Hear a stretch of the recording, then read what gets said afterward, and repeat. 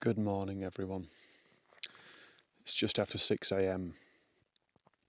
I've just got packed up. I'm really sorry that I can't show you the amazing views that would be over this ridge here. The smokes actually, I think, got worse overnight. It smells really, really bad now. I've got my buff over my mouth. It's probably not been a good idea sleeping up here and inhaling it all overnight, but I'm stood right on the edge now, looking down, and you can just make out some of the mountains, but I think basically from what I can feel, the wind's picked up overnight and it's just blowing more down this direction. So the trail just heads up and over this ridge here and down the other side. I'm kind of hoping that if I get down the other side into the valley, it might be a little bit more comfortable, but that's where I had my tent last night, just on this flat section here. It was actually really nice. It was sheltered. But one of the reasons why I wanted to come up here was because it's literally touted as one of the best views on a PCT. So I can't complain because I've had pretty good luck with views so far on the trail. I've timed it quite nicely with a lot of the big ones. Seen some awesome stuff, but I'm just disappointed I can't show you this one. Anyway, let's get moving, shall we, and see how far we can get. I've got nowhere in mind today. It's basically just going to be get as far as I can. I prefer not to walk into the dark again, but if needs be, that's what I'll have to do. And then tomorrow, to get into Stahikin, I think I'll have to get up a little bit earlier. There's a bus that leaves at 12:30 from the junction, and that is the one that I'd like to be on to get into town. And then a bus leaves town at 2 p.m. So if I can get in for like 1 p.m, get my stuff done, get a little bit of charge put in my stuff, in my electrics, and then get out again, that would be the ideal scenario. If I miss the 2 p.m. bus, or if I don't make it, there is another one. I think it's like 5-ish or something like that. So I won't be stuck in town. It'll just mean I'll be leaving a little bit later. Anyway, I'm going to head back to the trail. It's just over there, and start moving. This is about as good as we're going to get. This is just coming down the other side of Fire Creek Pass. You maybe make out the trail snaking down this hillside here. I've just seen 3 other tents on the top. You can kind of make out some of the mountain ridges, but certainly not as stupendous as it would be in sunlight and clear skies. So I doubt there'll be much filming coming down here.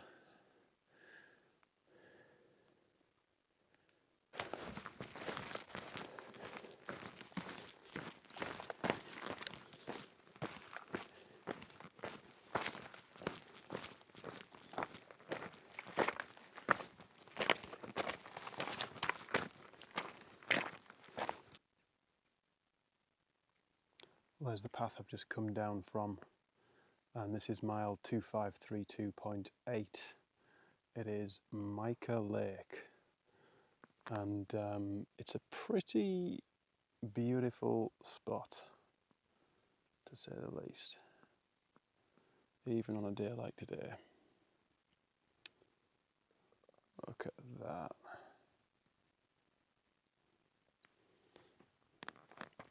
There are so many paths going off in so many different directions. I'm going to have to double check which one is the actual PCT, because none of them are signposted. But there's just little trails leading off everywhere you look. There is a campsite down here somewhere where I expect there'll be quite a few tents, but I'll be walking straight through. What a beautiful spot though, eh?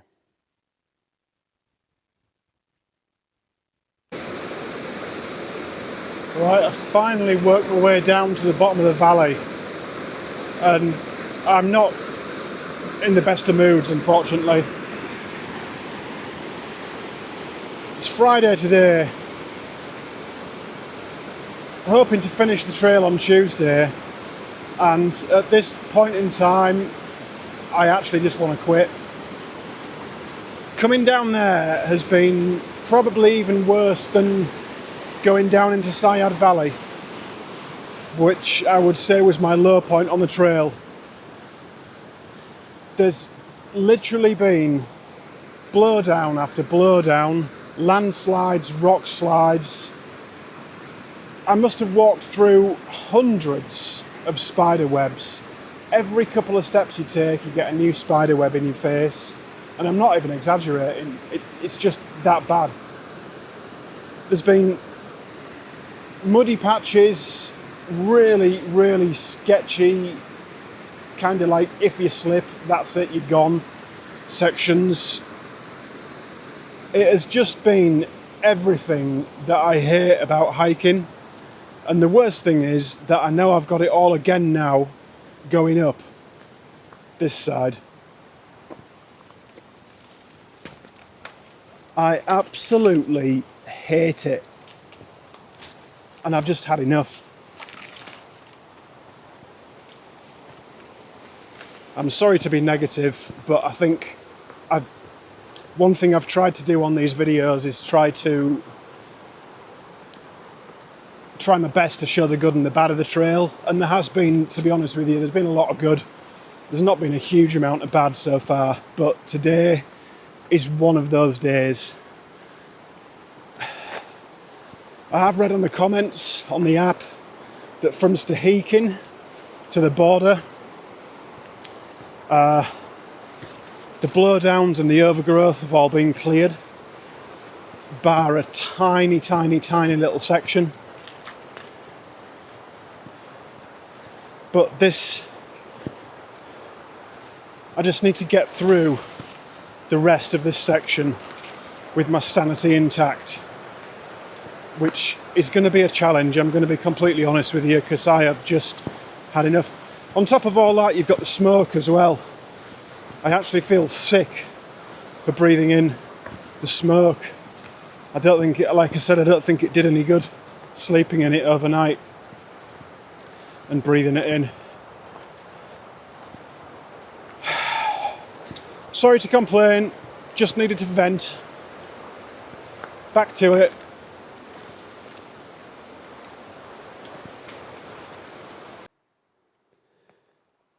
This is mile 2532.8. It's about 10 past 10. I made it to the top of the climb I was going up.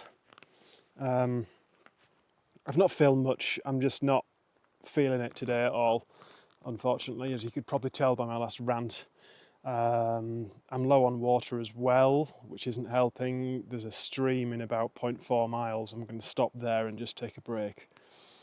I think with it being so smoky and with me not being in the best of frames of mind, I'll maybe just film a little bit less today and make a shorter episode. I think that's probably best, rather than me coming on camera all the time and complaining. Probably for the best. Anyway, this is the sun's trying to get through, but it just can't break through all this smoke.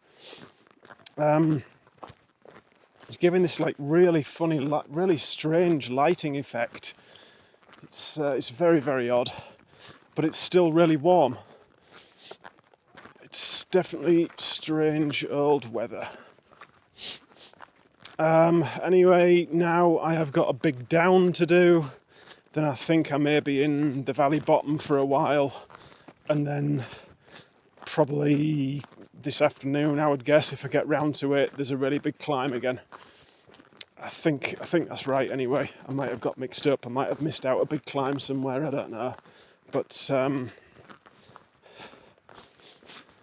Like I said earlier this morning, just got to get as far as I can today.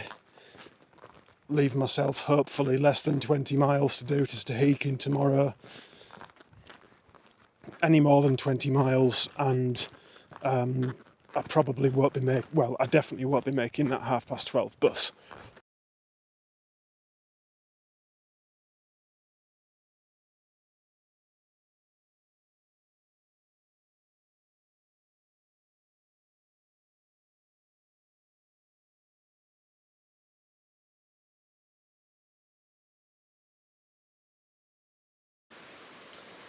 Afternoon everyone, that was my lunch spot, just sat there.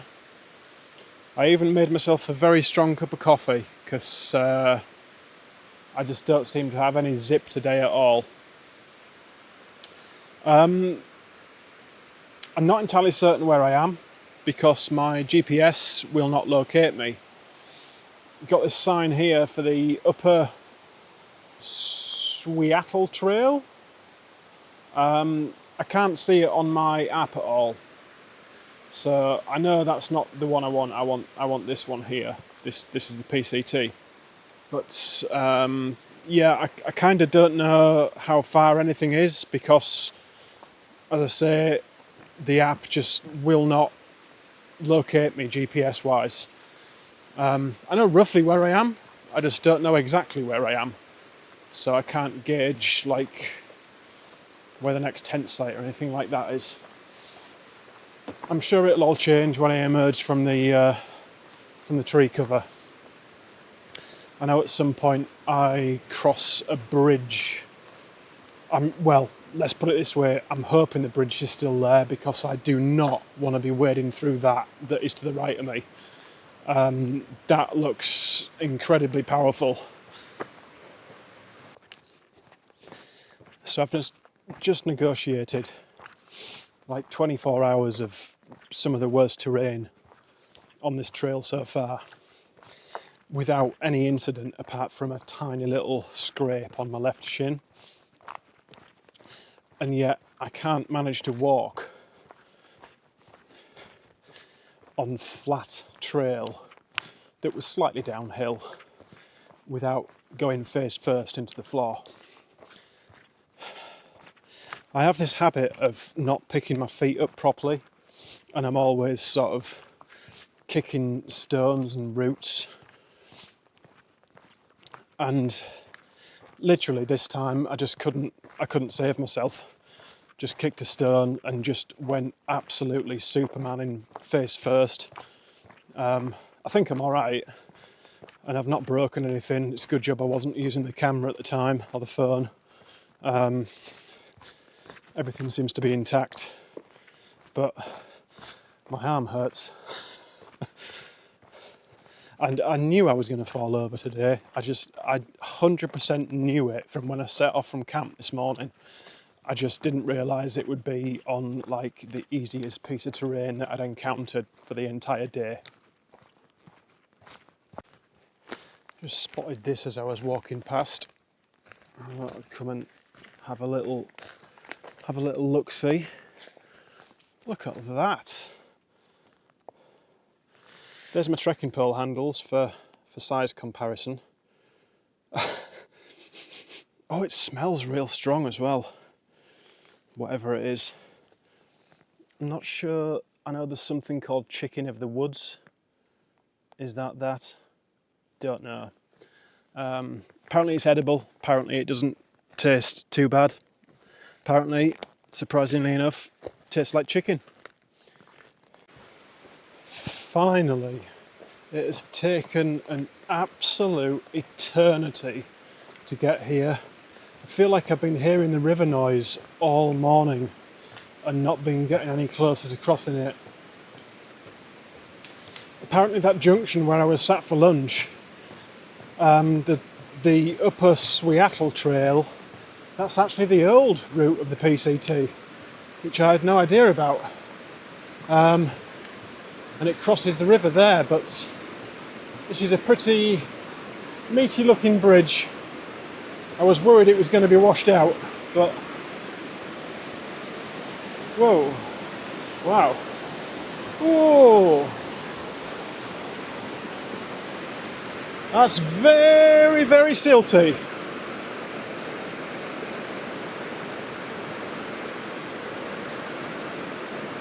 I'm not sure if the smoke's cleared a bit or not. I can't really tell.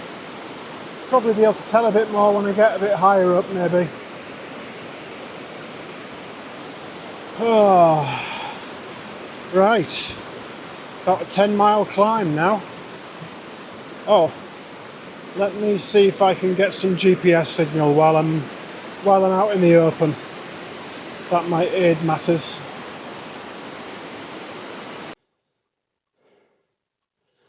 Welcome back to the everlasting nightmare that is Washington Section K. I have just made it to the top of Seattle Pass. 3,500 foot climb. There is no view, there is no cell service. And now I'm just going straight back down again.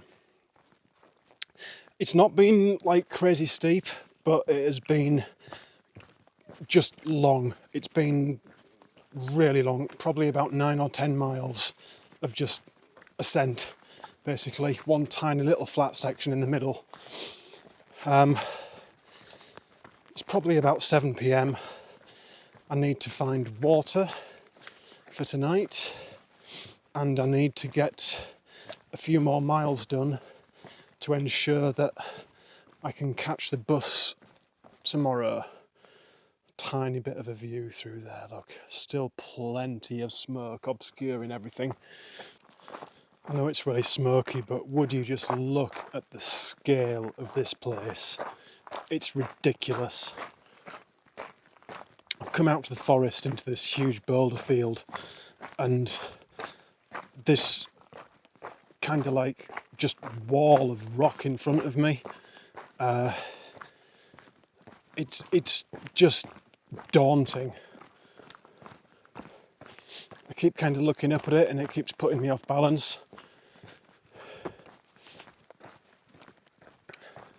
And you got this huge just, I don't even know what to call it, just like avalanche of rock and debris just sat here, and the trail just seems to pick its way through the middle of it. It's absolutely awe-inspiring. Good evening, everybody. It is 9:14 p.m. I can see a pattern emerging here in an evening. Can you? The campsite that I had my eye on tonight was a few miles back, and I have genuinely hardly seen any hikers all day long. And I get to that one campsite and it's full. So I had to come to the next one.